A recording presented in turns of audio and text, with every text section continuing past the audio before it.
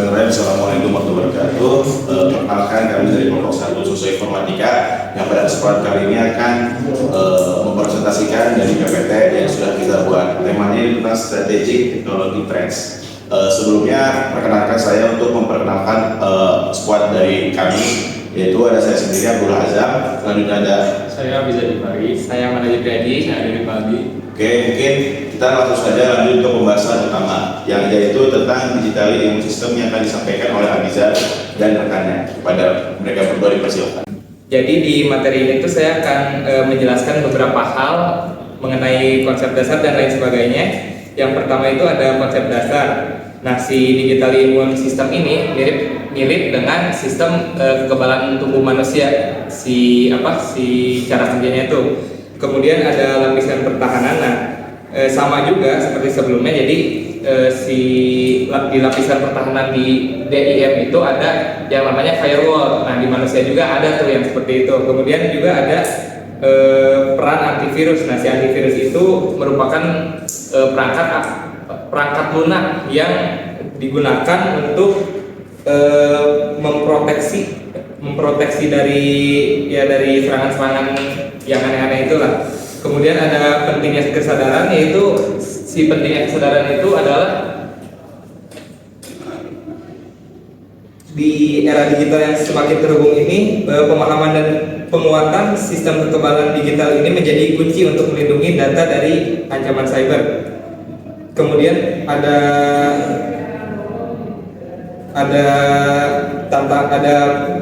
pentingnya pelatihan pengguna juga yang di sana itu memiliki makna si pengguna itu harus diberitahu bahwa passwordnya itu harus kuat dan lain-lain sebagainya.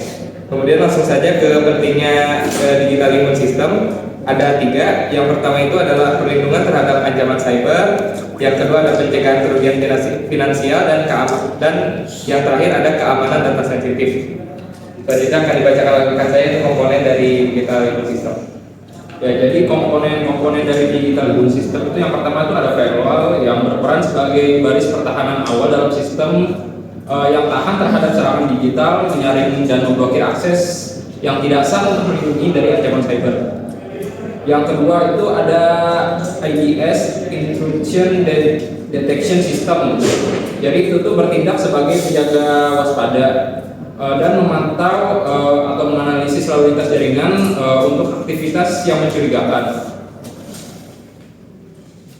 Selanjutnya itu antivirus software. Antivirus software bertindak sebagai antibodi yang melawan penyakit, mengidentifikasi dan menghilangkan malware untuk mencegah kerusakan pada sistem. Yang selanjutnya ada encryption, yaitu berperan sebagai selubung yang membuat data sensitif tidak terbaca oleh mata yang tidak berwenang.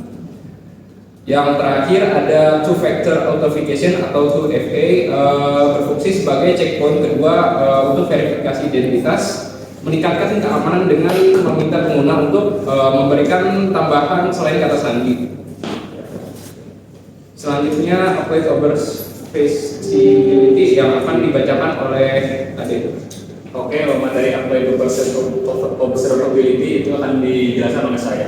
Apa sih observabilitas itu? Observabilitas adalah alat yang membantu kita untuk memahami apa yang terjadi di infrastruktur kita berdasarkan data eksternal yang dikeluarkan oleh sistem tersebut. Sistem tersebut itu bisa mencakup server, basis data, komponen perangkat lunak, jaringan, dan semua komponen yang diperlukan untuk menjalankan aplikasi tersebut. Menemukan masalah dan mengambil tindakan untuk memperbaikinya jadi sangat penting bagi tim operasi untuk menjaga sistem berjalan dengan baik dan mengatasi masalah dengan cepat. Jadi observasi terapan adalah cara kita memahami dan memantau sistem komputer kita dengan menggunakan alat-alat. Alat-alat ini seperti metrik, alat pengukur, mencatat log, dan jejak perjalanan atau yang disebut istilahnya tracking. Ini bantu kita menjaga sistem tetap berjalan dengan baik, mengidentifikasi masalah, dan membuat perbaikan jika diperlukan.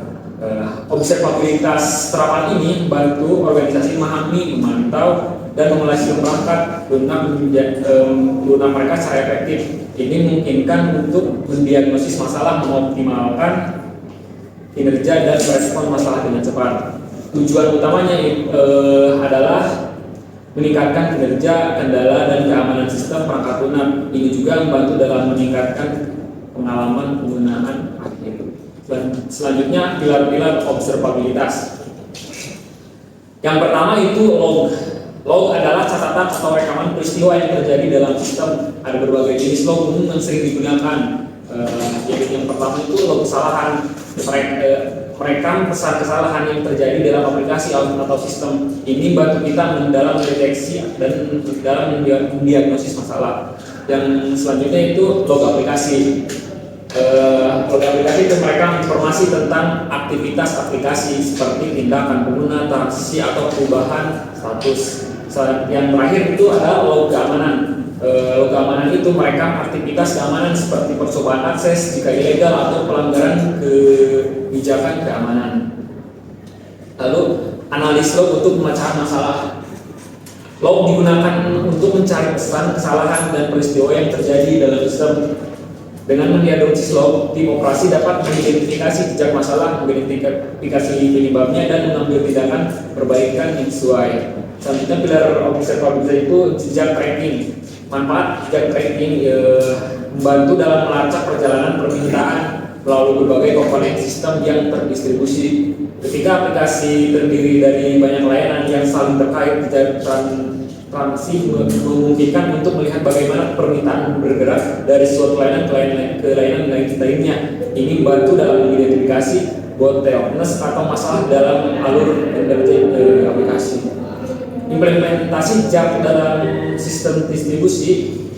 Jejak transaksi sangat berguna dalam lingkungan dengan arsitektur mikro layanan. Jejak ini membantu dalam mengidentifikasi masalah yang melibatkan sejumlah layanan yang berinteraksi.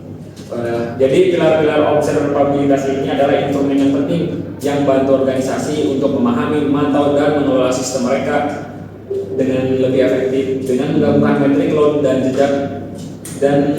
jejak tim operasi dapat dengan cepat mendeteksi, mendiagnosis, dan mengatasi masalah serta meningkatkan kinerja dalam keamanan sistem. Selanjutnya ITISM akan dijelaskan oleh rekan saya.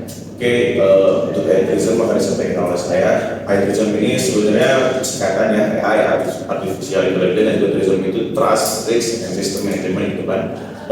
ITISM ini merupakan framework yang mana perangkat kerja yang mana berfokus di pengembangan model dan juga aplikasinya. Nah, framework ITISM ini dibuat sengaja untuk mengejar keandalan, keamanan, dan juga privasi dari model AI. Nah, jadinya framework ini berfokus ke andalannya dan juga sistem keamanan dan juga privasi. Adapun 4 pilar terkait dari ITISM itu sendiri ialah terkait penjelasan dan pemantauan model dan juga operasi model sebagaimana disebutkan di awal. Yang ketiga, keamanan aplikasi AI, dan juga yang keempat, privasi model. Jadi intinya yang penjelasan bagaimana modelnya, terus mekanisme dari operasi model, berikut juga keamanan dari aplikasi AI sendiri, dan juga yang terakhir itu privasi dari modelnya. Mungkin telah selesai pembahasan dari kelompok kami. Dari 3 pembahasan di atas ada update observability dan juga ITISM, dan juga yang kedua selanjutnya mohon maaf. Wassalamualaikum warahmatullahi wabarakatuh.